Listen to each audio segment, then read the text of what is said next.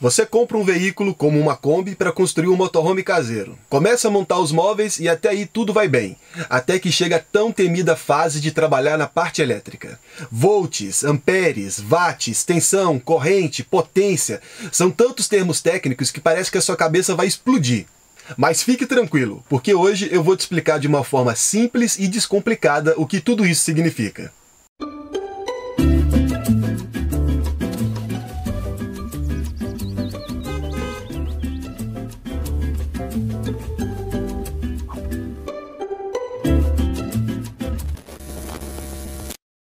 Existem dois conceitos que você precisa entender antes de começar a mexer na parte elétrica do seu motorhome: tensão e corrente.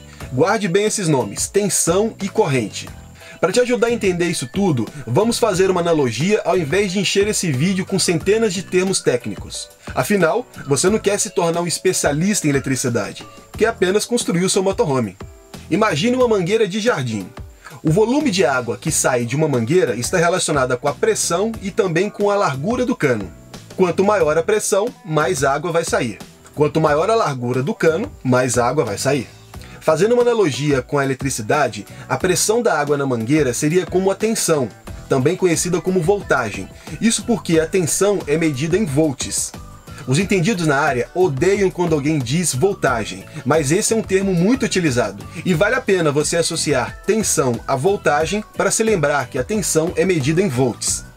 Quanto mais tensão, mais volts, da mesma forma que quanto mais pressão em uma mangueira, mais água irá fluir por ela. Só que existe uma outra forma de conseguirmos mais água, além de aumentar a pressão, que seria trocando a mangueira por uma mais larga. Quanto maior a largura da mangueira, mais água pode ser transportada. Na eletricidade, a largura da mangueira seria como a corrente, e a sua unidade de medida é o ampere. Por isso, a corrente também é conhecida popularmente como amperagem.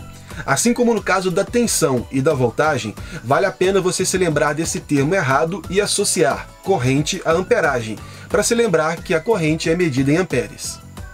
Agora que você já sabe o que é corrente e tensão, vai conseguir entender o que significa potência. Voltando na nossa analogia, imagine uma roda d'água, daquelas que eram utilizadas nos antigos moinhos. A nossa roda d'água seria como um motor elétrico. Repare que uma roda d'água não se movimenta se não tiver água, assim como um motor elétrico não se movimenta sem eletricidade. Se apontarmos uma mangueira para a roda d'água, ela vai começar a se movimentar. Se aumentarmos a pressão ou trocarmos a mangueira por uma mais larga, mais água irá chegar na roda e mais rápido ela irá girar, se tornando mais potente. Assim como o motor elétrico, quanto maior a tensão ou a corrente, maior a potência. Observe então que a potência está diretamente ligada à corrente e à tensão. Por isso, podemos calcular a potência de um motor elétrico multiplicando esses dois fatores. Multiplicando a tensão vezes a corrente, encontramos a potência de um dispositivo elétrico. O resultado dessa multiplicação é medido em watts. Por isso, podemos dizer que uma lâmpada de 100 watts é mais potente e ilumina mais do que uma lâmpada de 60 watts. Ou que um chuveiro de 8.000 watts é mais potente e vai esquentar mais água do que um chuveiro de 5.000 watts.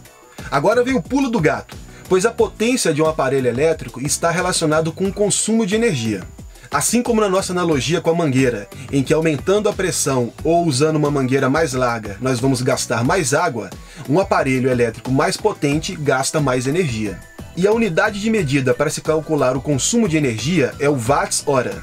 Por exemplo, um computador ligado a uma tomada de 127 volts, que puxa uma corrente de 1 ampere-hora, tem uma potência de 127 watts e, consequentemente, consome 127 watts-hora. Em 20 horas, esse computador consumiria 2.540 watts, ou 2,54 kW. 1 kW corresponde a 1.000 watts. Basta pegar a sua conta de luz para saber quantos quilowatts você consumiu no mês e, consequentemente, saber quanto você vai ter que pagar. Mas no mundo da eletricidade, além de tantos termos técnicos, existem também algumas pegadinhas. Repare que no último exemplo, eu citei um computador ligado a uma tomada de 127 volts. Mas espera aí, uma vez um primo chegou na minha casa e perguntou se a minha tomada era de 110 ou 220. Quer dizer então que existe também 127 volts? Ah, meu Deus, eu não estou entendendo nada. Palma a palma não priemos cânico.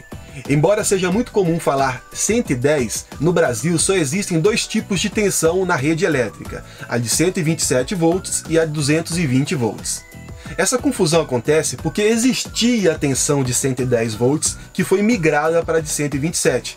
Por isso é muito comum as pessoas ainda relacionarem a corrente de 127 volts como 110.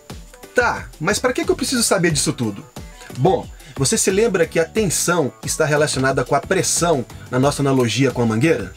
Se você pegar um aparelho elétrico que foi fabricado para funcionar com 127 volts e ligá-lo em uma tomada de 220, esse aparelho provavelmente irá queimar.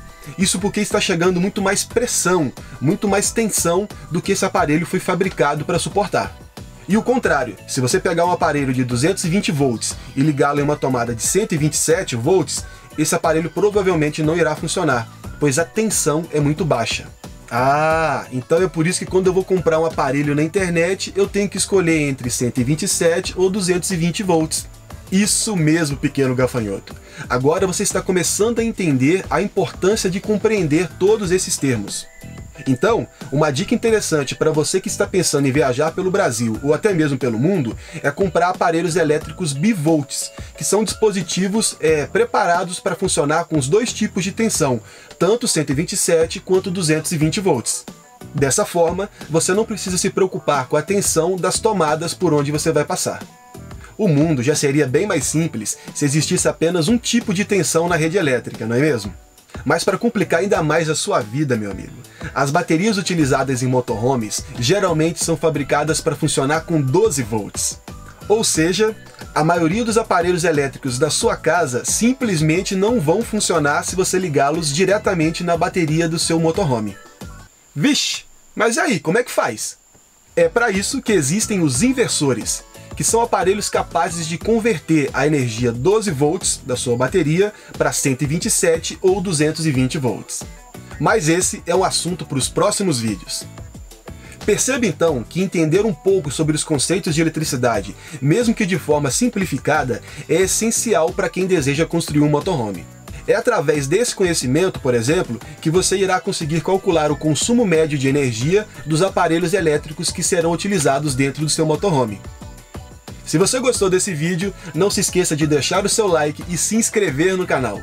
No próximo vídeo, eu irei te ajudar a entender um pouco mais sobre o mundo das baterias.